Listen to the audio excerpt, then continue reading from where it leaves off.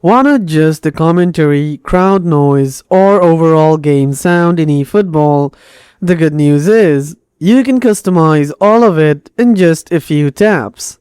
In this video, I'll walk you through how to change the audio settings in eFootball on Android so you can get the sound exactly the way you want it. Let's get right into it. Launch eFootball on your device. Go to the main menu.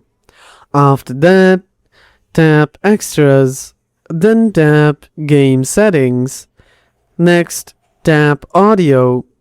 You'll see different audio options like Commentary Volume, Stadium Volume, Field Audio, Sound Effects, Music Volume.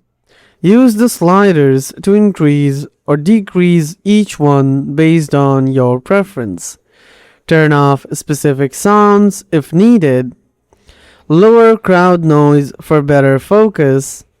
Increase commentary for a more realistic feel. It will save it automatically. Start a match to test your new audio setup.